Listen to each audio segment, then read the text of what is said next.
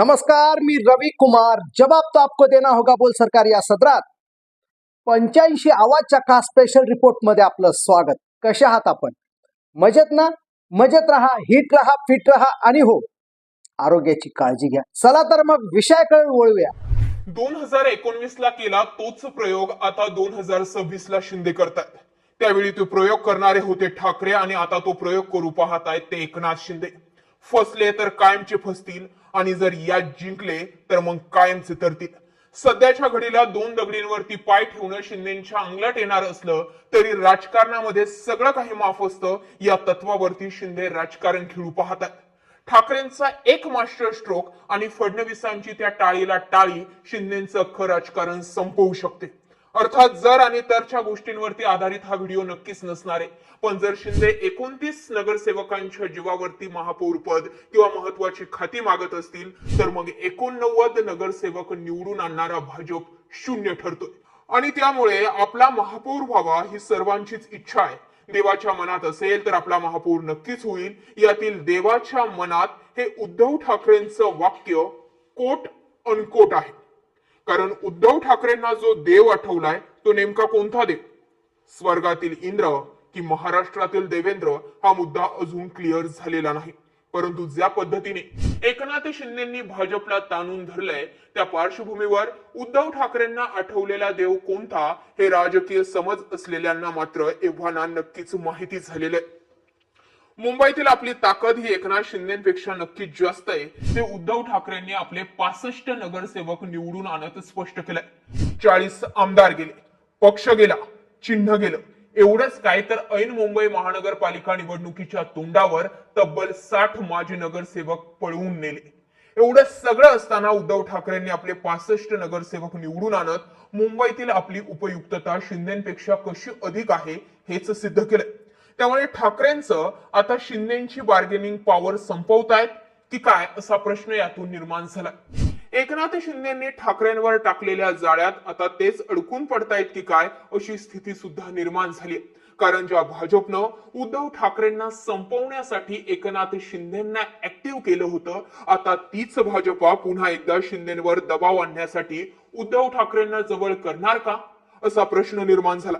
थोडक्यात काय तर तंगडी अडकून महापौर पदाची रेस जिंकण्यासाठी भाजप, उद्धव सेना आणि शिंदे सेना धावत सुटल्याचं चित्र सध्या राजकारणात दिसतंय.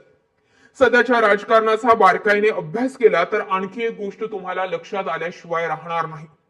ती काय माहितीये? भाजपमध्ये एकनाथ शिंदेविरुद्ध एक सुप्त लाट निर्माण झाली. या लाटेवर स्वार होऊन भाजपचे प्रदेश अध्यक्ष रवींद्र चव्हाण, नवी मुंबईतील भाजपचे नेते गणेश नाईक, ठाण्यात निरंजन डावखरे तसेच संजय केळकर यांनी एकनाथ शिंदेची चांगलीच कोंडी केल्याचं दिसून येत आहे. महानगरपालिका निवडणुकीच्या निकालानंतर मुंबई पाठोपाठ ठाण्यामध्ये भाजपा आणि एकनाथ शिंदे यांच्या नेतृत्वाखालील शिवसेना यांच्यातील तणाव वाढल्याचं दिसून येत आहे. जरी हे दोन्ही पक्ष महायुतीचा भाग असले तरी सुद्धा स्थानिक पातळीवर पदांच्या वाटपांवरून दोन्ही पक्षांचा संघर्ष टोकाला गेल्याचं काही दिवसांपासून दिसून येत आहे. ठाणे महानगरपालिकेत एकनाथ शिंदे यांच्या शिवसेनेनं 75 जागा जिंकून स्पष्ट बहुमत मिळवलं. असं असताना भाजपनं ठाण्याचे महापौर पद 2 वर्षांसाठी आपल्याला मिळावे अशी मागणी केली आहे. भाजप आमदार निरंजन डावखरे यांनी ही मागणी उघडपणे करून 2 वर्षांसाठी हे पद मागितले. दुसरीकडे ठाण्यातील एकनाथ शिंदेचे कट्टर विरोधक आणि भाजपचे आमदार संजय केळकर यांनी भाजपला योग्य मान सन्मान म्हणजेच महत्वाची पदे मिळाली नाहीत तर सत्ताधारी आघाडीत न राहता विरोधी बाकांवर बसण्याची तयारी सुद्धा दाखवली. अर्थात साम नाही तर दाम. महानगरपालिकेत भाजप सर्वात मोठा पक्ष ठरला असून तिथे शिंदे सेनेनं 2.5 वर्षांच्या महापौर पदाची मागणी केली असल्यानं त्याला प्रत्युत्तर म्हणून भाजपनं ठाण्यात जो शिंदेचा बालेकिल्ला मानला जातो तिथे आपली ताकद दाखवण्यास सुरुवात केली. या सगळ्या चर्चा नाहीत, फॅक्ट. निवडणुकीच्या काळात आणि त्यानंतरही दोन्ही पक्षांच्या कार्यकर्त्यांमध्ये वादाच्या घटना घडल्यात. अंबरनाथ मध्ये झालेल्या वादात भाजप कार्यकर्त्यांनी शिंदे गटाविरोधात घोषणाबाजी केल्यानं महायुतीतील विशेषतः भाजप आणि शिंदेमधील शीतयुद्ध पुन्हा एकदा डोके वर काढतंय. दुसरीकडे महापालिकांच्या निवडणुका ऐन भरात असताना भाजपा प्रदेश अध्यक्ष रवींद्र चव्हाण आणि एकनाथ शिंदे यांच्यामध्ये क्रॉस लागू नये. शेवटी मुख्यमंत्र्यांना यात मध्यस्थी करून वाद सोडवावा लागला होता, हेही मान्य करावं लागेल. दुसरीकडे नवी मुंबईतील नेते गणेश नाईक यांनी तर एकनाथ शिंदेची उघड कोंडीच केली होती. त्यांनी चक्क ठाण्यात जनता दरबार सुरू करून शिंदेना त्यांच्याच बालेकिल्ल्यात आव्हान दिलं होतं. तसेच महानगरपालिका निवडणुकीत एकनाथ शिंदेचा टांगा पलटी आणि घोडे फरार करण्याचा धमकी वजा इशाराही त्यांनी दिला होता. एकीकडे भाजप सोबत युतीत असलेल्या शिंदेना भाजपच्याच नेत्यांकडून होणारा टोकाचा विरोध बघता शिंदेची उपयुक्तता संपलीये का, असाच प्रश्न निर्माण होतोय. मुंबई शिंदे गटाने केलेल्या महापौर पदाच्या मागणीमुळे भाजपनं ठाण्यात शिंदे गटाची कोंडी करण्याचा पवित्रा घेतल्यानं एकमेकांविरुद्ध काटशहाचे पॉलिटिक्स सुरू झाले. भाजप आणि शिंदे गटात महापौर पदावरून वादाची ठिणगी पडलेली असताना तिकडे उद्धव ठाकरेंकडून सुद्धा बंद दाराआड भाजपशी बोलणी सुरू असल्याच्या वावड्या उठताना दिसत आहेत. थोडक्यात शिंदे जे करू पाहतायत त्याला चेकमेट करण्यासाठी सुद्धा हा डाव केला जाऊ शकतो. संजय राऊत यांनी मुख्यमंत्री देवेंद्र फडणवीस यांच्या दाओस दौऱ्यानिमित्त त्यांच्यावर उधळलेली स्तुती सुमने सांगतात की सेकंड फॅक्टर म्हणजे ठाकरे जो भाजपचा बी प्लॅन होऊ शकतो.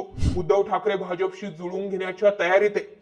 In the other hand Thackeray हे भाजपला जवळ करत असले तरी सुद्धा आपल्याला महापौर पद मिळणार नाही हे त्यांनाही चांगलं माहिती आहे. किमान उपमहापौर व काही महत्वाची पदे पदरी पाडून शिंदेंना मुंबई पालिकेतील सत्तेपासून लांब कसं ठेवता येईल यासाठी ठाकरे गट नक्कीच प्रयत्न करतोय. ज्या पद्धतीने एकनाथ शिंदेंनी ठाकरेंना बाजूला करत भाजप सोबत युती केली त्याचाच कित्ता आता उद्धव ठाकरे गिरवणार का, असाही प्रश्न या निमित्ताने निर्माण होतोय. उद्धव ठाकरे यांच्या हातून मुंबई महापालिकेची सत्ता गेल्यामुळे त्यांचं भविष्यातील राजकारणच संकटात सापडले. ती मुंबई महानगरपालिका कधी काळी शिवसेनेचा श्वास होती, आता ती भाजपच्या ताब्यात आली आहे.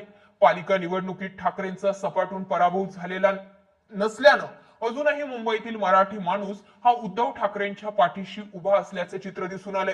आणि हीच वेळ साधून जर फडणवीस आणि ठाकरे जर जुळवून घेतायत तर मराठी आणि अमराठी दोन्ही मतांचा टक्का आपल्याकडेच राहतोय. तर दुसरीकडे तब्बल 96 जागा लढूनही शिंदेना केवळ 29 जागांवरच आपले नगरसेवक निवडून आणता आलेत. त्यामुळे हा त्यांच्यासाठी सुद्धा मोठा धक्का मानला जातोय. शिंदेच्या पराभवाची कारण काही असली तरी सर्वाधिक चर्चा मात्र ठाकरेंच्या 65 नगरसेवकांचीच होताना दिसून येते. त्यामुळे राज्यात व देशात काही सत्ता समीकरणं असली तरी मुंबई महापालिकेत मात्र भाजप आणि ठाकरे यांच्यातील युतीची शक्यता नाकारता येत नाही. ही युती घडवून आणण्यासाठी स्वतः उद्धव ठाकरेच पुढाकार घेत असल्याची चर्चा सुद्धा पडद्याआड रंगताना दिसते.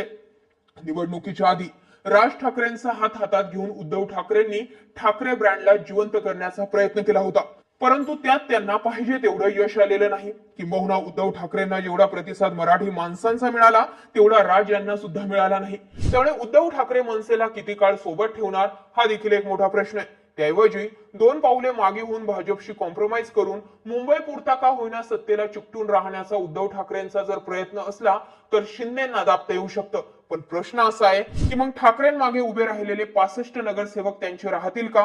मराठीचा मुद्दा जिवंत राहील का? जे 65 नगरसेवक मराठीच्या मुद्द्यांवरती निवडून आणले, राज ठाकरेंनी ठासून आणि घासून दोन्हीकडूनही मॅच लढवली, त्यावरती प्रश्नचिन्ह लागेल. अंदाज सांगतोय की ठाकरे तसं करणार नाही, पण शिंदेंना थोपवण्यासाठी काही करायची वेळ आली तर ते करतील आणि त्यांच्या मतदारांना सुद्धा ते पटेल.